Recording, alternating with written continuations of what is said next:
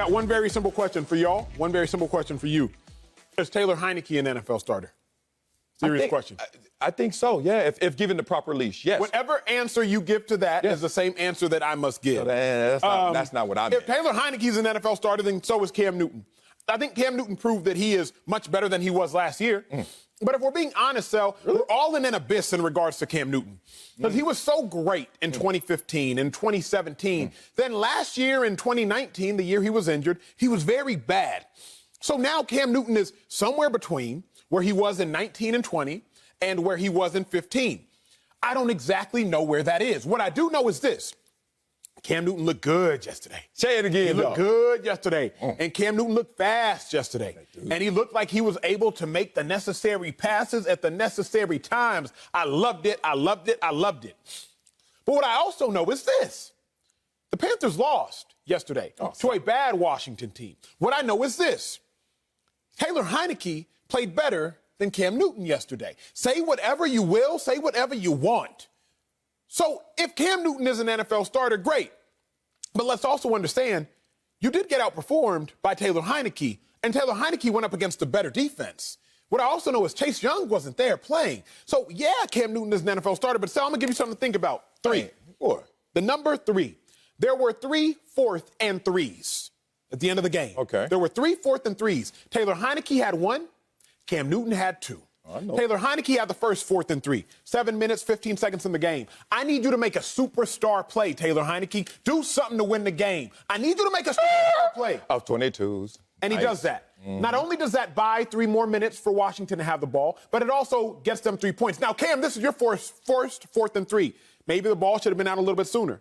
Maybe McCaffrey should have got a little bit more separation. Whatever the case may be, whatever reason y'all want to blame it on, it didn't happen. This is Cam Newton's second 4th and 3. Game on the line, got to have it. A minute, 11 seconds left. And we don't see the superstar play. I'm not going to say that's any condemnation, but what I am going to say is this. I believe winning and losing is a quarterback stat. I know a lot of people don't. I do not fall on the line of a lot of people. 3 4th and 3s. One quarterback made a superstar play.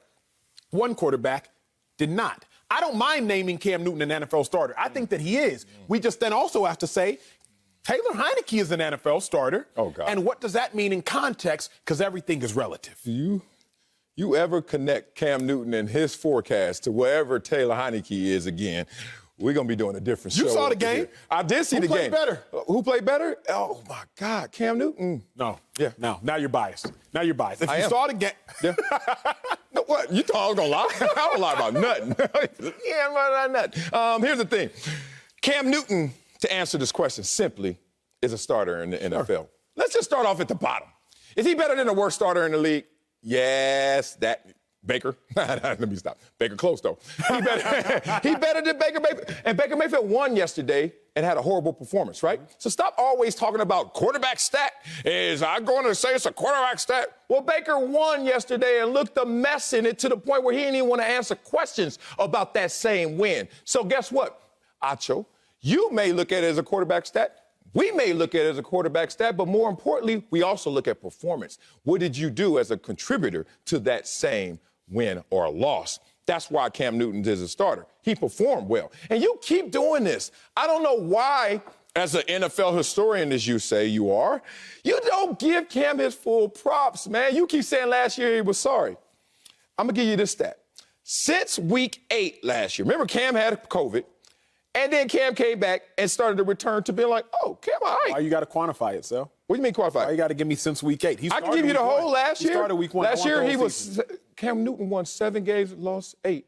And that was with no preseason. And that was with no offseason. And that was like not knowing the playbook. And that's what catching COVID. I give you all that. But let's just give it some context, if you shall.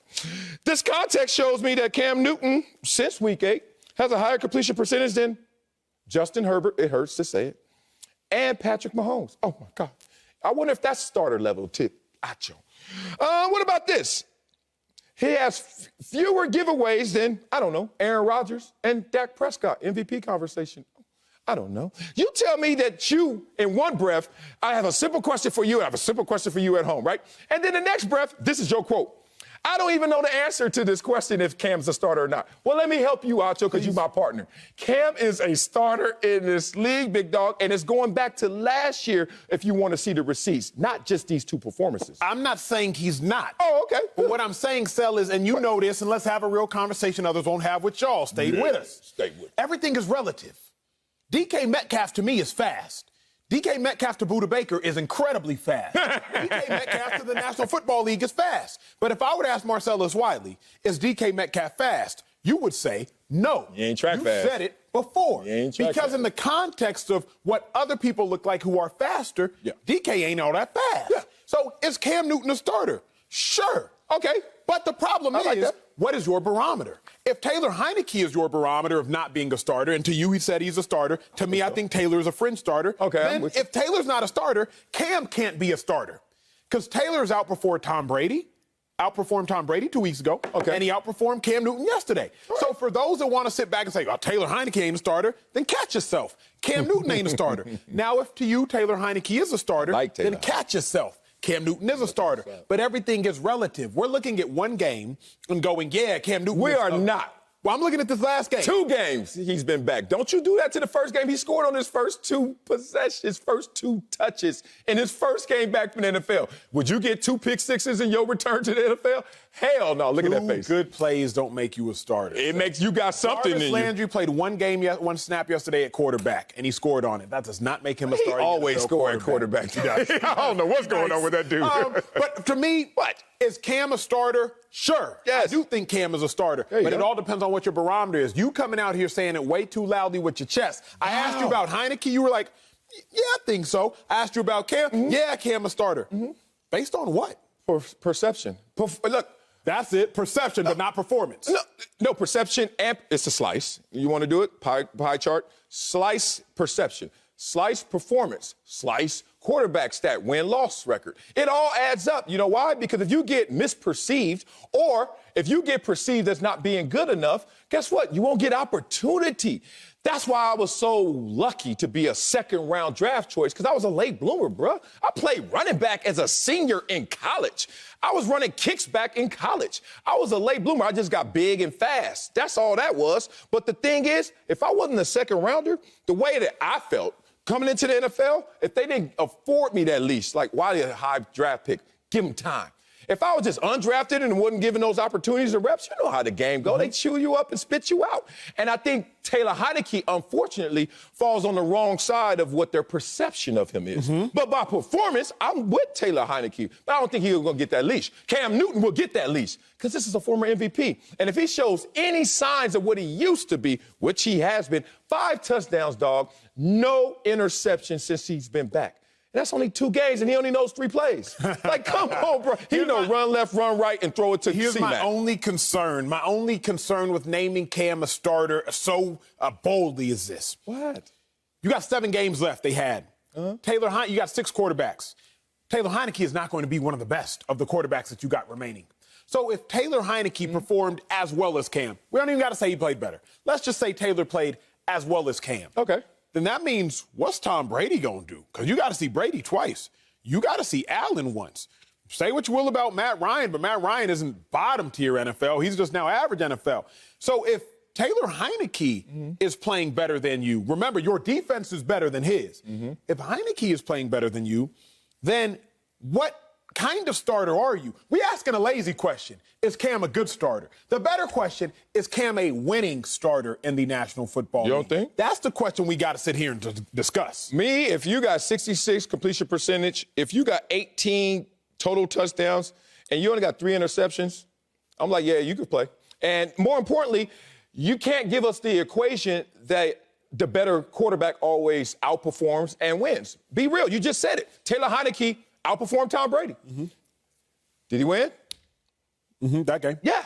Is he better than Tom Brady? No. So let's just use that for Cam as ammunition. It's not the way I think, but let's use it. Well, Cam, you're the lesser of the quarterback. Maybe you can outperform these better quarterbacks to you and win, just like Taylor Heineke has just done, as you brought up in your example. But the thing is, we can't look at it like that. That's why I like my way of looking at it. Now you're on my side. I independently look at all these situations and performances. All I say is, Cam, are you better than the worst quarterback? Yes. Now, how good are you? Prove it. You know why? You have statistics right now that show that you are mid-pack, if not upper echelon in this short sample size. Or we could go back to last year after you recovered from COVID. That shows that, Cam, you might be all right. He got a raw deal in New England, man. The GOAT left the cupboards barren. And then he goes there with no preparation, starts off fast, catches COVID, goes down, comes back and kind of responds. And now he's hit the ground running in Carolina despite the losing effort. All that adds up to me is, hey, you are a starter. How good? It's on you, Cam. Here's my biggest gripe with this mentality you're submitting to me. My biggest gripe is this. It's not just about how good you are. I don't really care. Because that doesn't matter in sports. What matters in sports is, are you better than the competition that day? And sports are all goal-oriented, Sal. It's not task-oriented. Is Emmanuel Acho better than Emmanuel Acho was yesterday? No. Is Emmanuel Acho better than Marcellus Wiley? That's what it comes down to in ball. Baker Mayfield against the Chiefs week 1, he was pretty good. But Patrick Mahomes was better.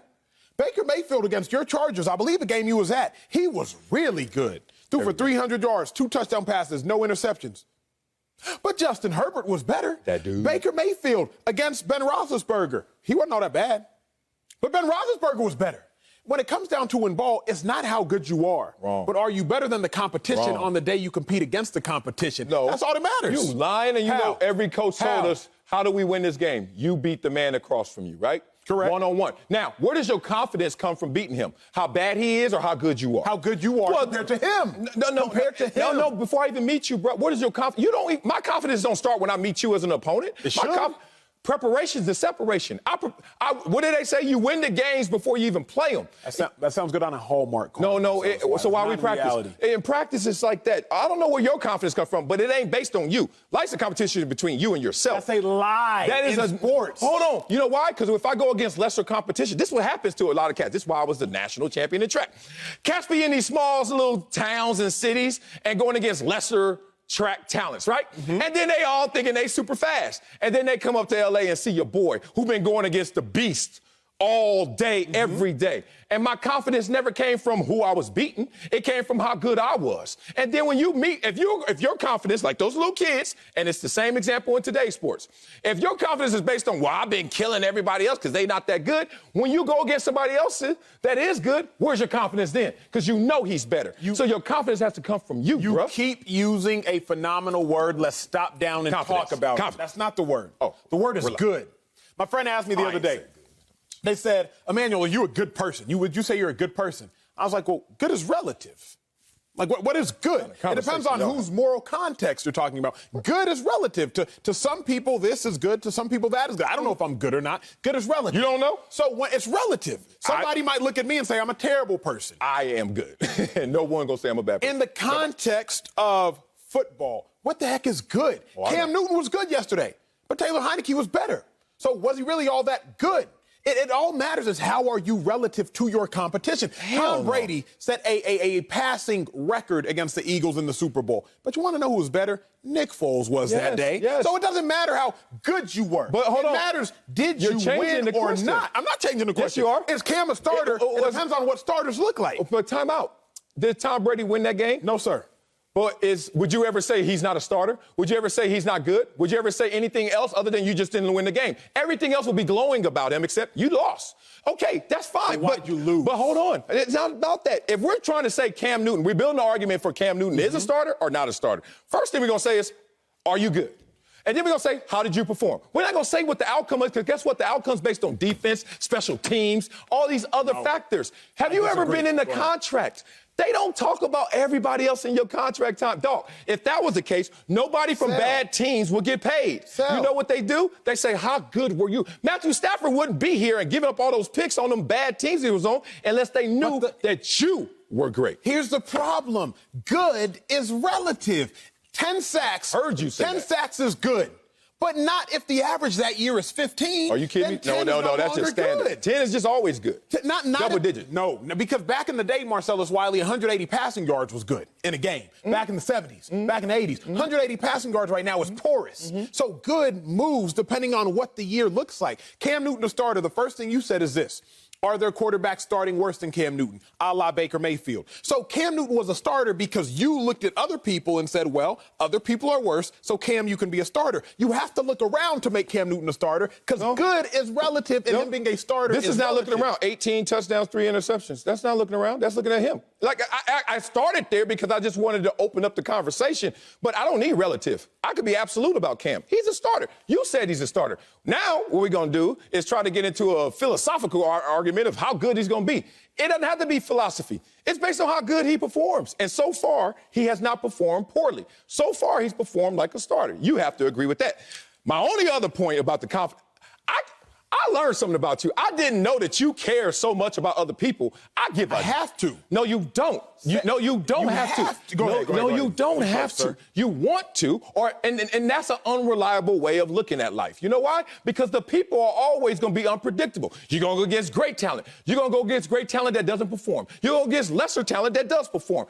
I ain't got time for all that madness. You know what I got time for? Something that's reliable, which is honing in on myself and the confidence I have in my abilities. Coach always says, if you go out there and do your job, the rest will take care of itself. According to Acho, though, Coach, you need to say, well, if they ain't playing that well today, we gonna beat them because it's a relative experience. The only thing I care about as it pertains to sports is winning. Not the me. only thing I care about as it pertains to accomplishments is winning. No, not so me. I don't care about, like, having a good day. That's did me. you win or did you So not if you win? did 10%, the fun is in winning. if you did 10% of Acho's capability but won, you just sitting there all good. You like pop champagne. Because that's not all me. that matters that day. Because I would rather underperform and win than overperform and lose any day of the week. First of all, it's no such thing as overperform. If you did it, it's your capability. I'm saying this. I would rather not run a personal best and win the race than run a personal best and lose the race. Period. Wow. As long as I won. Well, you're talking to a track champion. I did both.